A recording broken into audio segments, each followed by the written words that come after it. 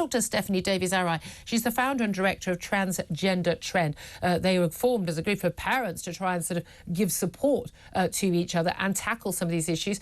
Stephanie, thank you so much for joining us once again. Hi. We spoke to you at the end of last week when this story was still around. Speaking actually to one of the ministers involved in this last week, it was quite interesting, off air about, the battles that are going on about this. You would have thought that a Conservative government would be saying, this is madness, we're not playing along with it, teachers and parents need to be an authority, facts need to rule over weird feelings, and yet there is a battle in government about whether or not this should even be allowed. There's a couple of things here. We know that we stand the most chance with the Conservative government, that they're more sensible on this issue than any other party, and yet they were the government that let it into schools through the RSE guide initially. They had chances to put it right. For example, through the political impartiality guide, they could have included it in that. And they could have included it in the updated safeguarding guidance, but they didn't. So they've missed chances. They let it in. Yeah. They could deal with it, but they've missed chances. And this is it. They've got a majority of 65 still, give or take. I mean, if you can't pass legislation with that majority in this Parliament, that is my real worry. Is this is going to sit on the back burner, nothing is done. Oh, let's not upset anybody in the Guardian editorial team and the BBC.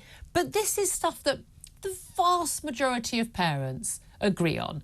You don't change gender. We've been talking about it for 8 years. Yep. I think everybody is very well aware of what's happening in schools. There is no excuse now. And this, to say, well, you can change gender in school if the parents agree, is just not good enough. It spectacularly misses the point.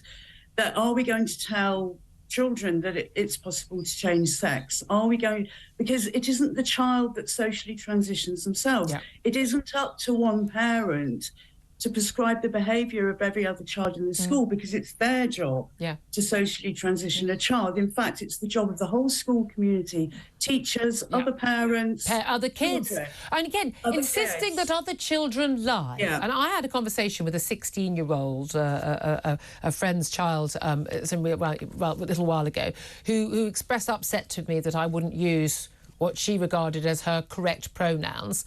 And I said, well, I've known you since you were a little girl, and you're still a girl. I'm being very open and welcoming, but, and she said, well, but that offends me. And I said, but it offends me that you're asking me to pretend to lie, to pretend to believe something that I don't believe. And in fact, I know not to be true. I'm not disrespecting you. This awful phrase we often have that you're dehumanising. You're unpersoning somebody or some ridiculous thing by simply refusing to play along with this.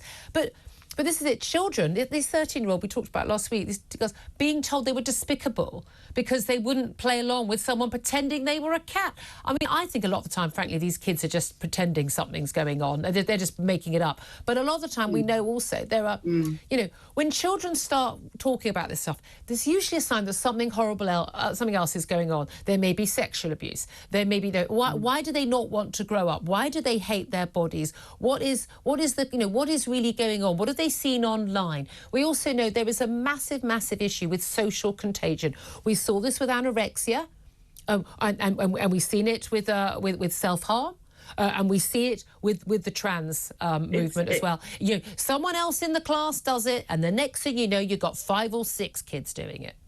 During lockdown, we saw it with Tourette's syndrome, and with every contagion, it's always teenage girls, which is the same as with this one. It's the most helpful way of understanding this issue through social contagion, because the evidence is there that this is what's happening.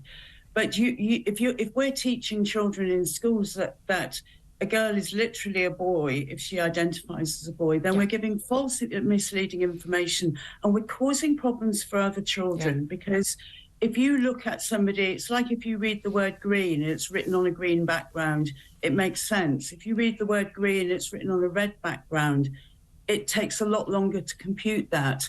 It's a bit like the effects of being gaslighted are really serious. Oh yeah, but you're telling people they're bad people for saying, but the emperor doesn't have any clothes on. I mean, that's what they're doing. Yeah. I mean, and this is the thing. It's an This is an ideology. This is a belief system.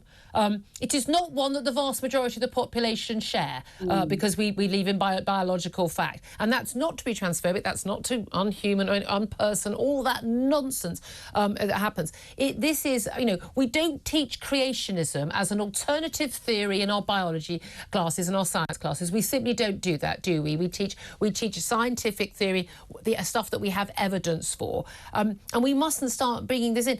But it's coming from the teachers a lot of the time, isn't it? That's the issue. You can have one crazy parent, but the teachers are doing this. I mean, if a teacher spoke to my child in that way, I mean, seriously, they wouldn't have a job. They would not have a job at the end of the week. Yeah. But parents are afraid of standing up to it, and the kids are, because everyone just shouts the word bigot at everybody. And unless the government makes this guidance really clear, leave no loopholes, then you are going to get, it's going to continue as it is now. You'll either get the activist teacher or the activist parent who will dictate policies for the whole school and for other people's children.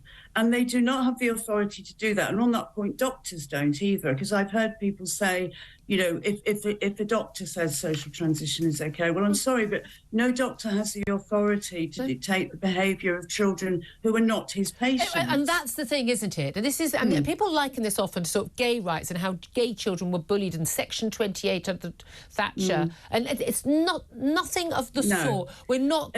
We want children to be treated with kindness and respect. I don't want anyone being bullied. I don't. But don't ask me to affirm your views. That's not my job, whether I'm a 13-year-old girl or the parent of a 13-year-old girl. Dr. Hilary Cass described social transition as an active intervention that could have a significant impact on the child's psychological development.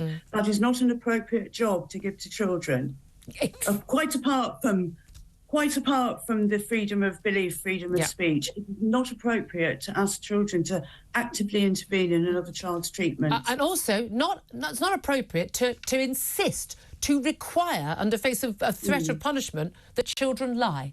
That is quite something for schools to do. I want something much firmer than guidance. I want the government to say categorically it is a sacking offence for a teacher to push this ideology on our children. Simple as that. Schools should be based on fact, not on ideology. And it's a bit, what we've got now, it's a bit similar to saying, well, we teach children that the world is round in this lesson, but we embed creationism in every other part of the curriculum. Completely agree. Well, you're doing fantastic work at Transgender. Thank you so much for joining us. Stephanie Davies-Aria, thank you for that.